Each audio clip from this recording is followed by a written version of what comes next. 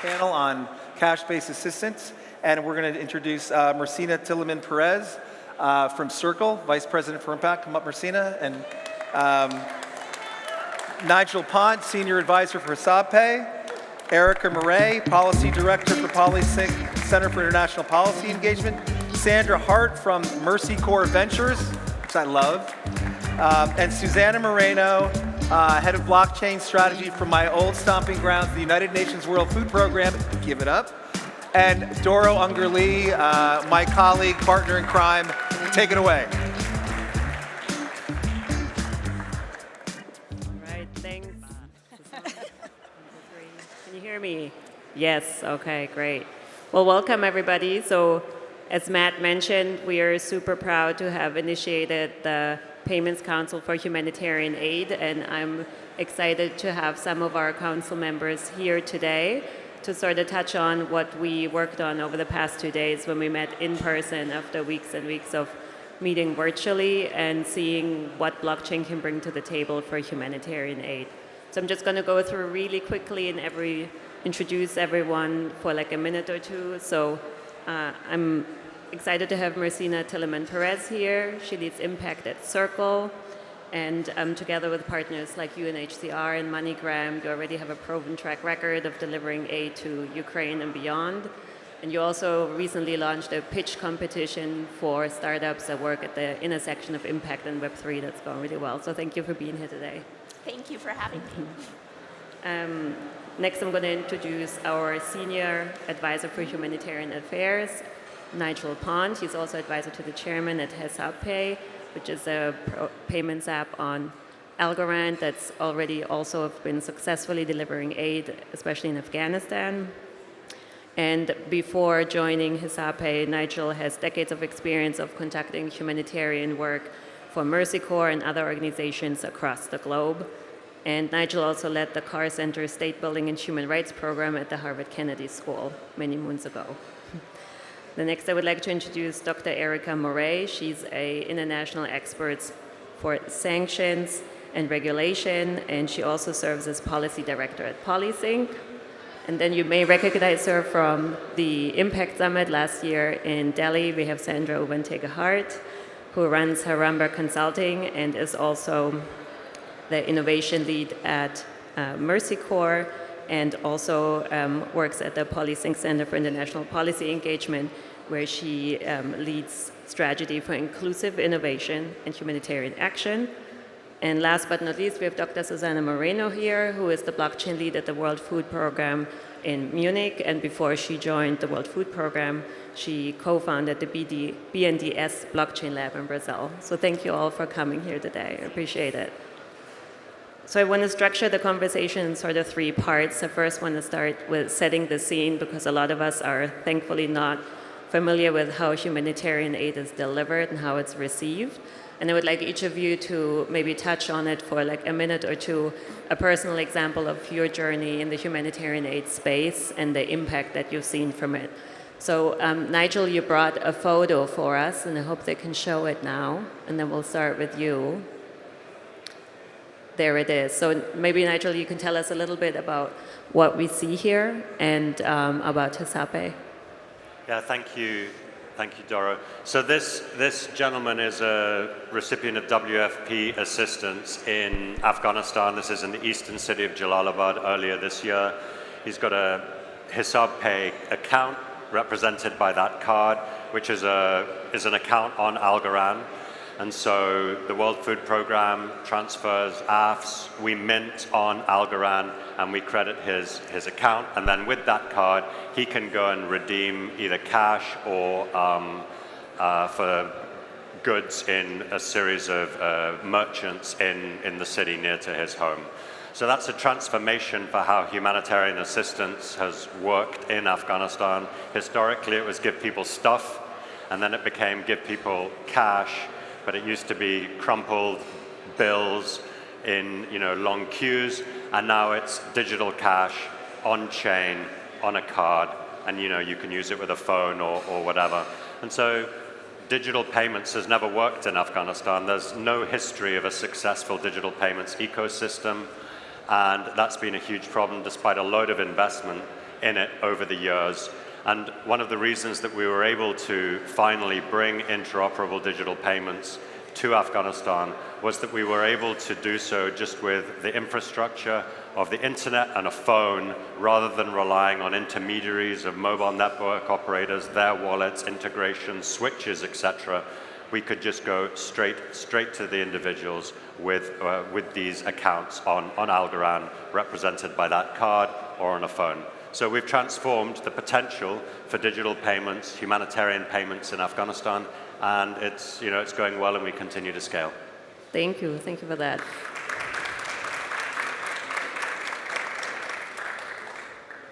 And Sandra, you also brought us a photo, but from another part of the world, so let's have that pop up, and then you can tell us a little bit more about your work there. Can we show the second photo, please? There we go. Oh, this is a nice one. Okay. Well, this is a photo from Oxfam, as you can see with the logo. This is from the country of Vanuatu, which is in the remote South Pacific Islands, close to Fiji, which I'm sure everybody has heard of, to give you a reference point.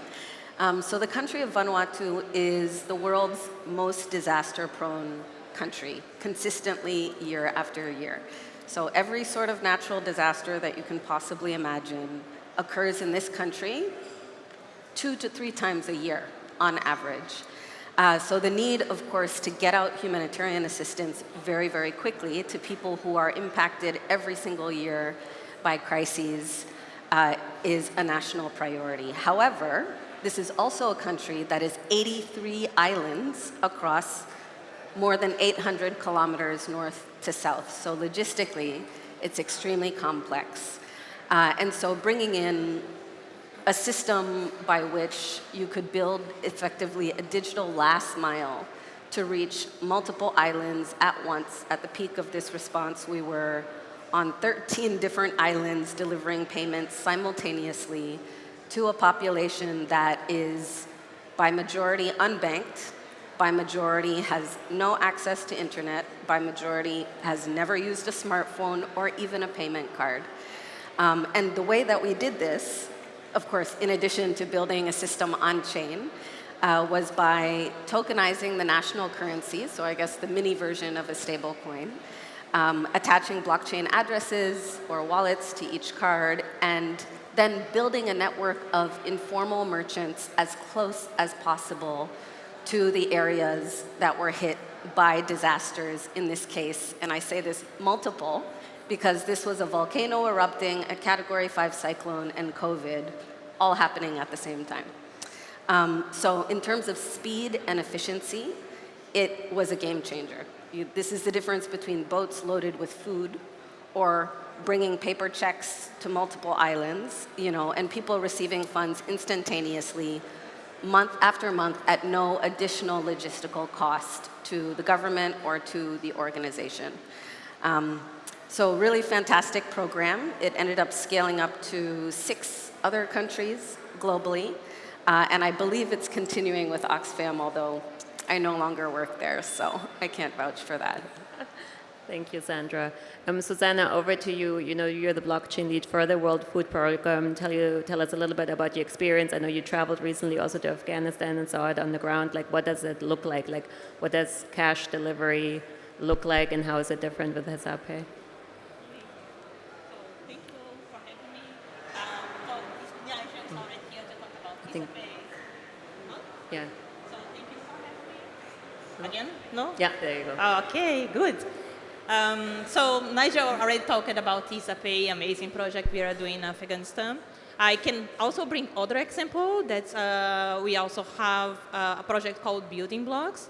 That's, I think, as far as I know, the biggest humanitarian use case using blockchain. And the idea is to have the coordination of different humanitarian organizations by using a blockchain network. So imagine that you are a humanitarian organization, you arrive in a region, and different players are there. The first thing you need to do is to coordinate the assistance with them. So using blockchain and blockchain wallets, you can do that. And also it's very convenient to the user. We have that in the scale of a few millions. That's actually very exciting. So actually in Jordan and Bangladesh is working with more than 1 million people. And we also are using the system for the duplication of users. And it's very interesting to see that even like in Ukraine, we have the coordination of 60 humanitarian organization using this system, and it has already prevented 170 million of assistance, of unintended assistance to people. So what happened with this money? They, of course, were distributed to people that were even in a more vulnerable situation. So that's my example. Thank you. Mercina, over to you. Can you tell us a little bit about the positive impacts that the pilots that Circle has done, you've seen firsthand? Yeah, absolutely. I'll just speak briefly to two projects that I think are relevant. In 2020, we embarked on a partnership with the US Department of State, a private enterprise called RTM, and the interim government of Venezuela, which at the time was the recognized government by the United States of Venezuela, in an effort to support frontline healthcare workers. And there was a very large amount of money that had been sanctioned by the US government, but members of the interim government in Venezuela had no mechanism to deliver those funds to healthcare workers who lacked personal protective equipment and other vital necessities to fight the pandemic. And so we were approached to see if USDC could be utilized to deliver these resources in a very traceable way, in an efficient way, and in a consistent way to these healthcare workers. And in the first month, we were able to onboard 62,000 individuals, and I think really impressively, after Maduro's government recognized that this was happening, the app we were using was blocked, but very quickly we were able to figure out how to use VPNs for these 62,000 plus individuals to continue to access the resources. And RTM, which is kind of the cash out option on the ground that we were working with, has a very extensive network of merchants. So individuals could receive USDC on their mobile wallets, but they could also cash out. The promise is in less than 20 minutes for less than 3%, which is pretty incredible. So that's been an ongoing partnership for the last 4 years, and we work very closely with the Office of Foreign Assets Control and the US Treasury because it is a sensitive part of the world, and we have a specific license from them to do that work. Another project that you mentioned briefly when you were introducing me is in partnership with the UN Refugee Agency, UNHCR. We've been supporting internally displaced Ukrainians who have been affected by the invasion of Russia into Ukraine. And for these individuals, in a similar flow of funds, we have delivered USDC to mobile wallets, and they're able to then cash out at MoneyGram locations. There's no fee associated with cashing out, and they can leave Ukraine as well. So those assets are very portable, and when you compare that mechanism for delivering aid to traditional mechanisms where individuals have to arrive at a specific location at a specific time of day, often queuing for 8+ hours, it just increases optionality, and I think it adds a lot of dignity back to the process. And you mentioned Ukraine. Obviously, humanitarian aid goes to regions in huge distress, and that's where sanctions often come into play. And over the last 2 days, we met the council. We're looking very closely at Syria. How can we get aid via blockchain to Syrian people in need? Erica, can you tell us a little bit more about the intersection of humanitarian aid and sanctions and what that interplay is like? Because we all hear about sanctions on the news, but I think a lot of people don't really know what it means for the people on the ground. Yeah, well, I've now been working on sanctions for around 20 years for my sins, and what we've seen over the last 10 years especially has been a very fast mounting complexity of sanctions, along with a whole load of other regulations, export controls, counterterrorism regulations, and so on. And as a consequence of this very complicated web of regulations that private sector actors, banks, NGOs, and so on have to think about now, we're now seeing a growing number of countries around the world that are becoming either partially or completely unbanked. So that's to say there are literally no ways of making use of regulated financial system to get money in and out of the country. And so this pushes humanitarian actors to have to use less sustainable, less secure payment methods. In some places, it's even literally carrying cash across borders in suitcases. And given the mounting humanitarian crises around the world, this is a really serious situation. In one recent major humanitarian conference, a leading NGO said that payment challenges is now the #1 threat to the humanitarian space. So what we know is that something urgent has to happen. Financial exclusion, we know, serves as a driver for new conflicts, for extremist ideologies, for human rights abuses, and so on. So it's really critical that this issue of what we call financial sector de-risking needs to be tackled. And I can give the example of Syria, which I've worked on extensively. The payment problems facing this country and others around the world, of course, that have already been mentioned today, mean that there are major barriers now to supply chains of essential goods, to trade in general, to the sending of remittances, and also, of course, humanitarian assistance.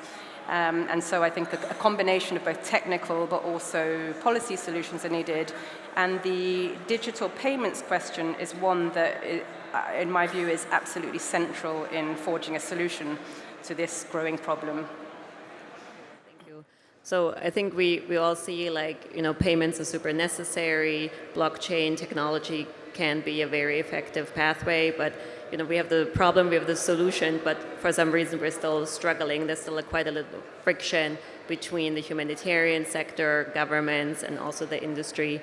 And then, Mercina, I want to talk to you a little bit about that friction between humanitarian organizations and payment providers, because it seems like the humanitarian organizations are a little overwhelmed with payment providers and how to interact with them. And on the other hand, the financial services providers don't know how cash-based aid delivery works and how to sort of get together and work with, like, a huge partner like the UN. Can you tell us a little bit about your experience? Yeah, well, I think what you mentioned, Erica, is really relevant, that right now, in the most austere environments in the world, in order to actually execute a cross-border payment, we are putting cash in suitcases and flying it across borders. That is obviously a honeypot for corruption, and increasingly, agencies and governments are recognizing that digital assets are a better means for actually creating traceable, more corruption-resistant pipelines for aid delivery. And I think that is a critical element of scaling some of these efforts, because there will forever be a disconnect between, as you mentioned, humanitarian organizations who want to provide unfettered support to the individuals they support, and financial institutions who have zero-tolerance sanctions requirements on their activities.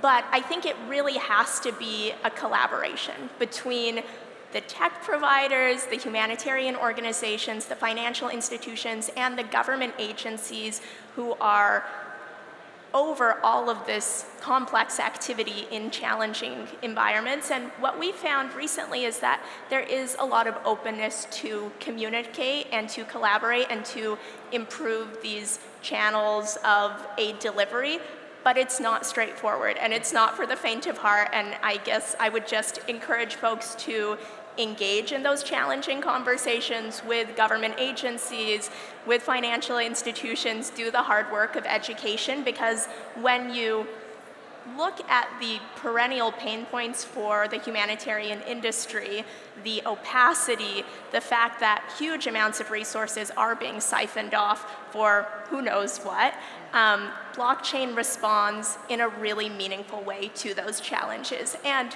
on the flip side, I think these types of use cases legitimize so much of the activity in the blockchain industry. It is a real-world payments use case where traditional mechanisms have failed to respond to the needs.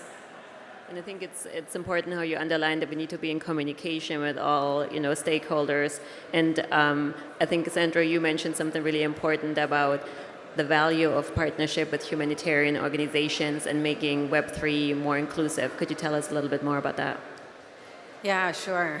I guess the biggest question is more inclusive of whom, right? We all know that when we build products, it's important to understand what pain point you're trying to solve. And in these types of situations, what communities in crisis are contributing to the ecosystem, I think, is significant because they are the only ones who are feeling the direct impacts of the problem that we're trying to solve. And so some of the most successful projects that I've seen are where humanitarian actors are partnering with local tech companies and local startups that they themselves understand and are living through the problem that is trying to be solved, right? So you get a reflexive relationship, as it should be, between people and product, where products are evolving to match the needs of people who are using them, and to match the needs of other users. Like the way humanitarian organizations operate is different from conventional systems because we operate in places where those systems have failed. But what I also find really amazing in projects like HesabPay and a few others is that the products themselves, the technology itself, becomes more robust because this is the ultimate stress test. You know, so you have people who are not familiar with technology using it. You have economies that are primarily informal, right, who are not included in the financial system often using it. And that really affects the design of the technology, but also the functionality of it, because we're actually developing it in ways that in countries where most of the world's blockchain engineers live and work, we're developing the technology in ways that they can only imagine, but we're developing it on the ground with people who are experiencing those situations. Thank you. And Suzana, from UN perspective, what's the appetite like for blockchain applications from WFP or the wider UN system?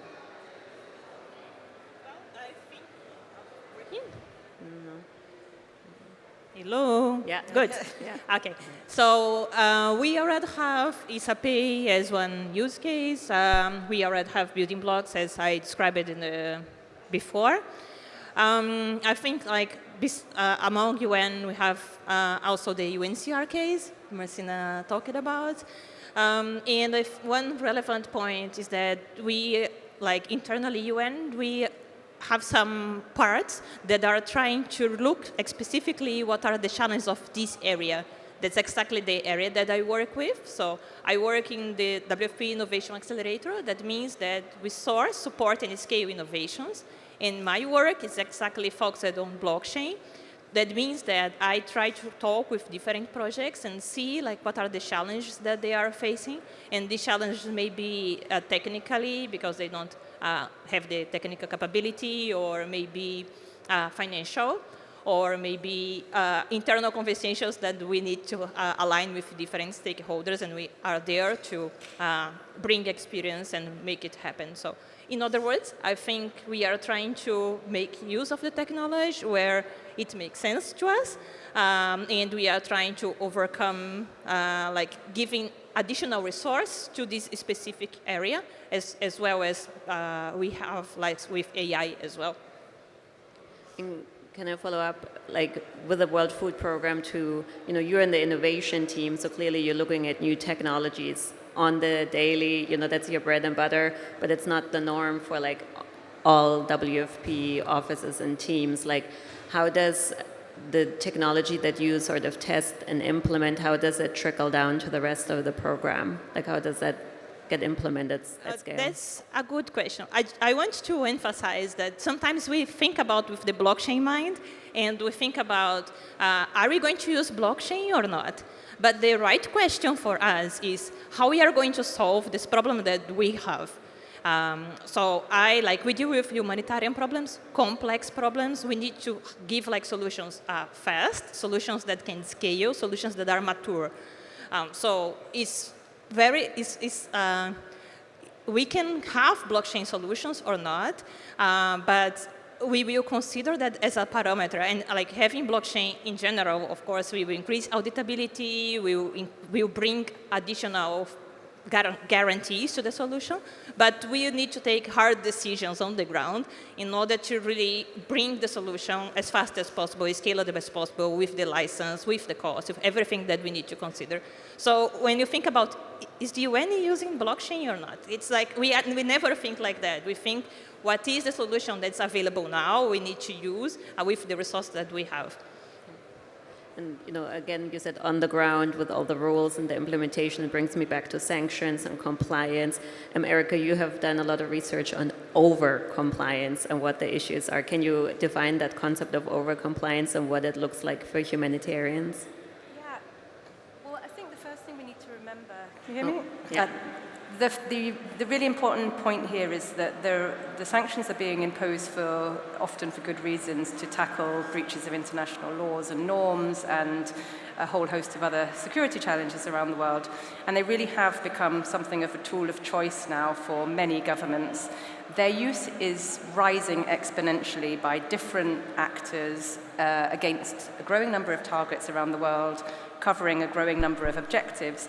And so I think looking forward, that they're clearly here to stay, and at the same time, the complexity of this environment where you often have 20, 30 different sanctions regimes layered one on top of the other in a certain country that might already be suffering from institutional fragility, issues with healthcare and so on.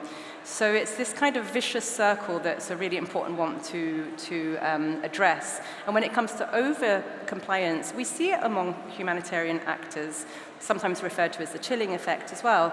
We also see it really across the whole chain of suppliers that work with humanitarian actors as well, whether it's essential goods, food, shipping, transportation, hardware, software, and so on.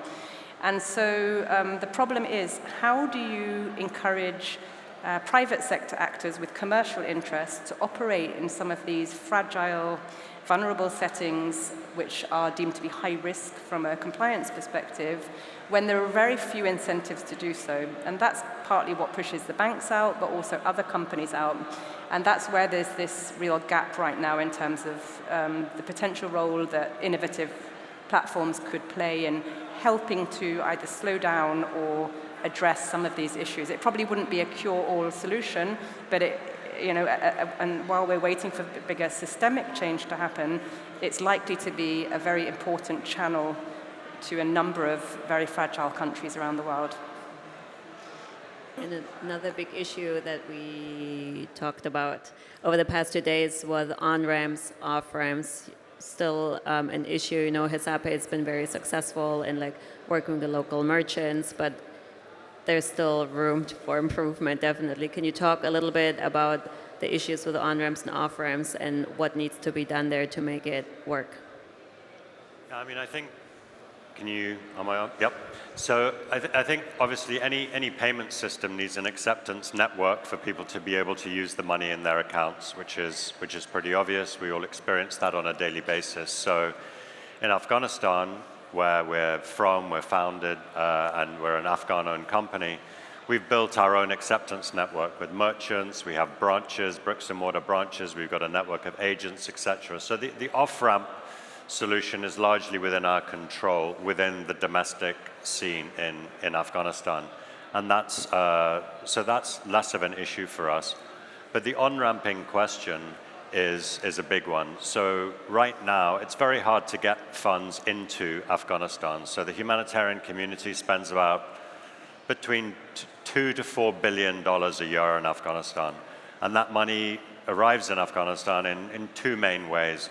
The first is through an informal network called the Hawala network, which many people will be familiar with, which is an informal money transfer network, which has a number of concerns, but it is pretty effective.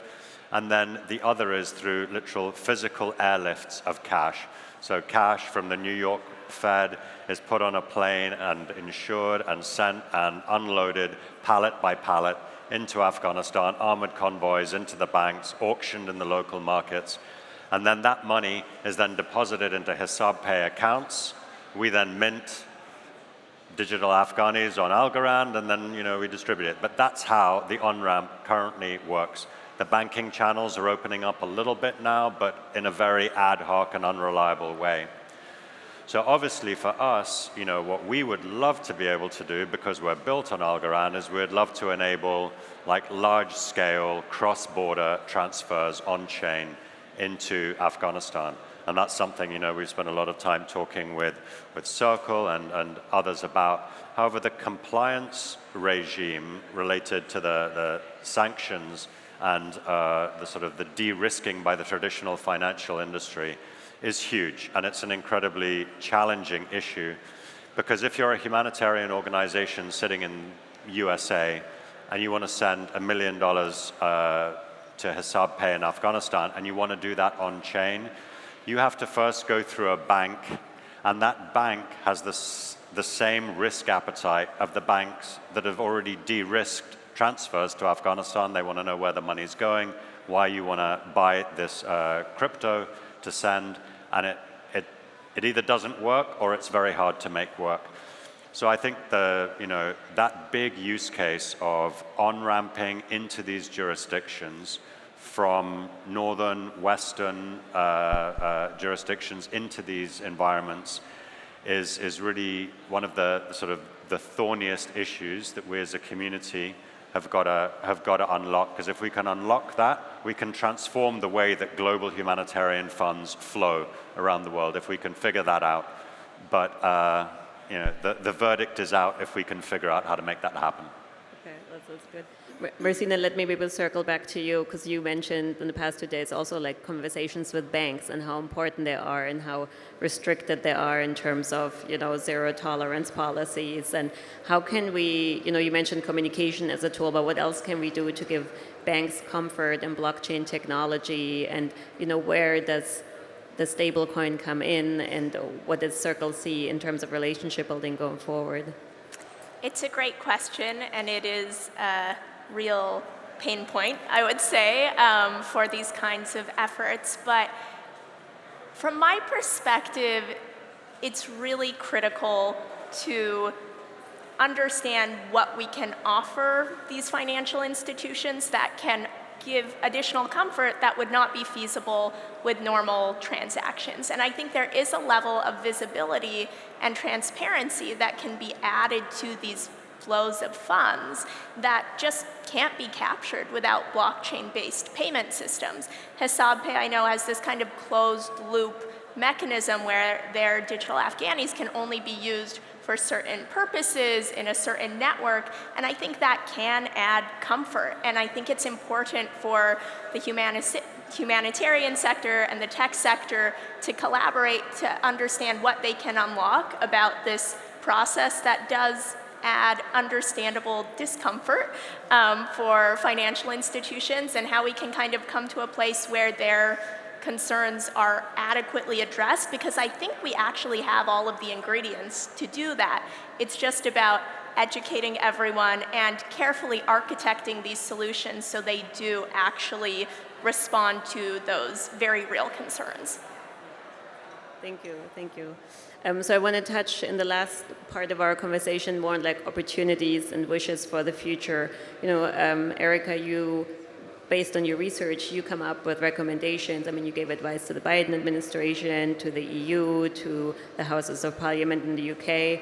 Like, what kind of recommendations do you have for governments and regulators to really push blockchain as a pathway for aid delivery? I would say the first part of the puzzle is to raise awareness. My experience working really closely with the different governments that are imposing the sanctions is that there is really limited understanding as yet as to what these applications could mean, what the risks are, what the challenges are, what the opportunities are, and that will take some work, because these are very, very busy people that are frantically designing the next sanctions package on Russia and elsewhere. Excuse me. So this is a big challenge to build capacity and build trust as well with these relevant stakeholders in governments and so on. The next area I would say is something we've seen a lot of progress in the last couple of years, which is in the area of humanitarian carve-outs or exemptions. In the United States, it's called general licenses, for example. And it's really essential that these are as clear as possible to financial institutions, including fintech companies, as to what they can and can't do. And this needs to be backed up with very clear wording, with guidance, with outreach to these communities as well. And on this note, there are now a number of what are called tri-sector groups in some of the big capitals, in DC, in London, in various European capitals as well, which bring together governments, regulators, humanitarian community, and banks to talk about these compliance and regulatory challenges.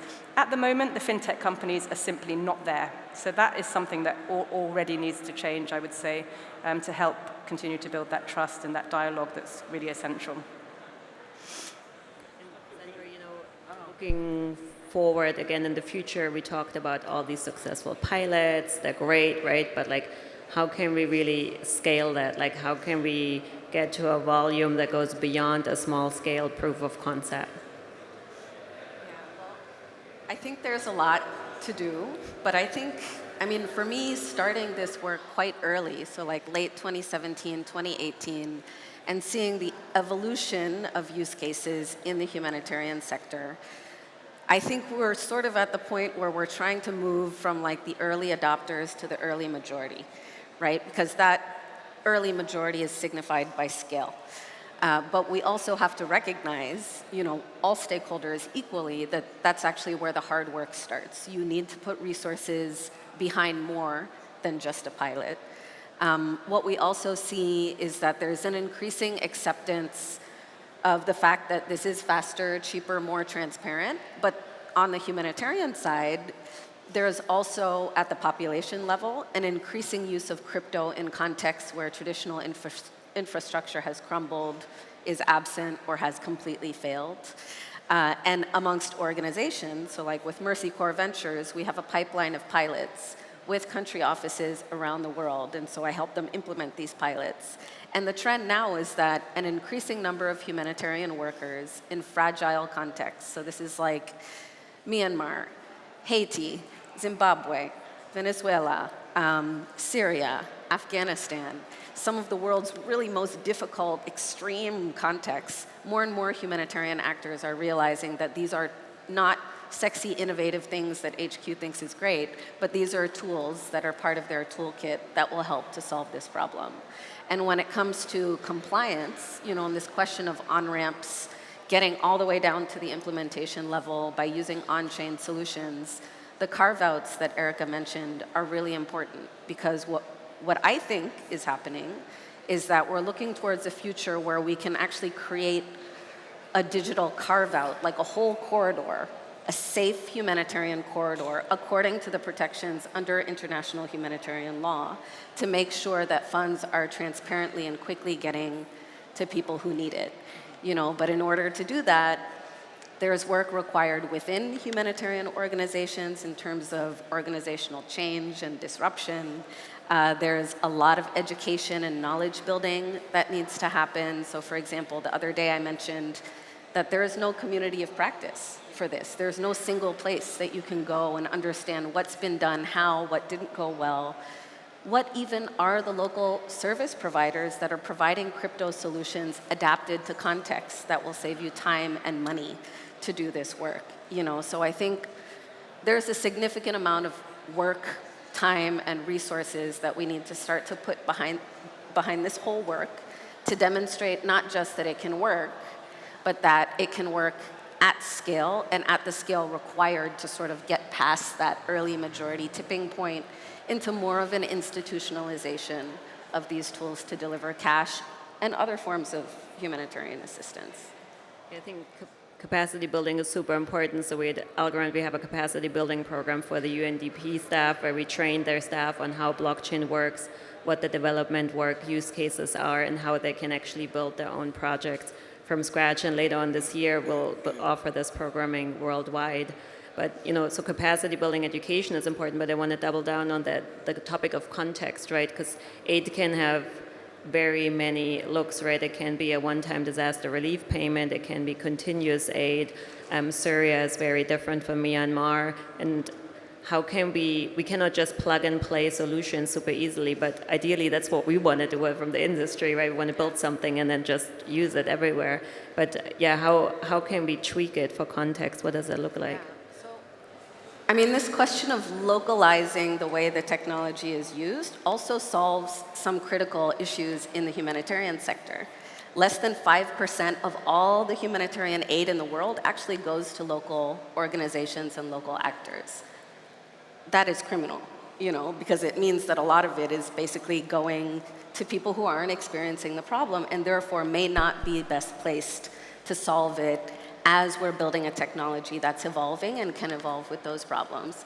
So around this question of capacity building and resources, at this point, having done more than a dozen pilots, in over 10 countries, I don't think these issues can be solved with international kind of copy-paste solutions. I think just as much capacity building, just as much resources is required to support local tech startups who not only know the context and can develop solutions for that context, but have a vested interest in servicing a market that goes beyond the humanitarian program. And that's where you start to get sustainability, that's where you start to get recovery. But we have to acknowledge the value of these actors in the ecosystem in order to achieve those goals. Suzana, for you, what's on the horizon in terms of blockchain for the World Food Program as like a huge, one of these huge organizations as an opposite for the smaller on-the-ground organizations? Well, I think to think on the horizon, the best is to think about the mission of WFP. WFP's mission is save and change lives. For saving lives, it's very important to talk about distribution of resource in order to really go in emergencies and save the people in need. So for that, we'll have the cash-based transfers and the food distribution functions. For cash-based transfers, we discussed about HesabPay. I told you about building blocks. There are other projects as well. Because as Sandra was saying, we operate in more than 120 countries and territories, and we needed to localize the solution for what is needed to the population. So we are pretty much looking for this type of solutions in blockchain to help us to improve what we already have as cash-based transfers. And on the other side, for the changing lives, that means that building resilience, taking the people for not being vulnerable anymore to that situation. We have other types of use case. So we have microfinance, where we did pilots about microinsurance. We want to do pilots with microloans as well. And I think there is a huge potential of the technology in this field. We experimented with community inclusion currents. That's also maybe even complementary to microfinance. Also traceability of foods for smallholder farmers and other projects related to smallholder farmers as well. These are our areas that we are looking for solutions, discussing with the country offices, check if there are solutions that can help them or what are the problems that they have, and then we can look solutions in order to deploy better solutions for WFP, including blockchain solutions. But in the end, the main goal is to really execute our mission of save and change lives. Thank you. Mercina, USDCA is now available on Coinbase, which we're really excited about, but are stable coins the answer to all of our woes? Is Circle the answer? I would say there is no panacea, and I definitely would never advocate for using technology for technology's sake. And that's why I think this theme of collaboration and communication that I've kind of harped on, so apologies, but I think it's so important. I think it's critical that these humanitarian organizations actually lead the architecting of the solutions. Circle plays a very small role, actually, in all of these interventions, and there's an entire value chain that needs to be constructed, and it needs to be the right value chain. And I think that is so essential, but it has been so encouraging to see the incredible innovation that's happening. And one effort that Circle has participated in to try to continue to foment the best kind of innovation in the industry are these pitch competitions that you mentioned earlier. If there are any builders, we have 2 more pitch competitions this year, one that will be hosted at the World Bank in DC during their fall meetings, and one that will be hosted during the UN General Assembly in New York.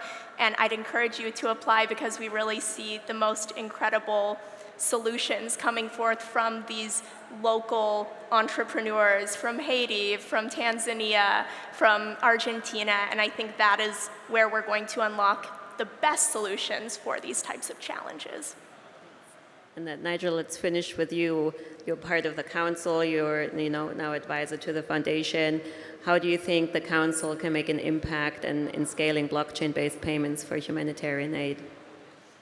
Yeah, I think the first thing we need to do is we need to keep focused on the scale of the problem. So just sort of to remind people that by 2030, so that's 6 years from now, 26% of the world's population and 86% of the world's extreme poor will live in so-called fragile and conflict-affected states. So this, and of those populations, the average account ownership in a financial institution is 14% of the population, of the bankable population. And for women in those, it's 33% less. Yeah, so in Afghanistan, the number is actually 6% for men, and it's not really known for women. So that's what you're facing. So that's the baseline. And then overlapped on that, what is a fragile and conflict-affected state? These are the places where migration is coming from in the greatest quantities. These are the most climate change, disaster-prone countries on the planet.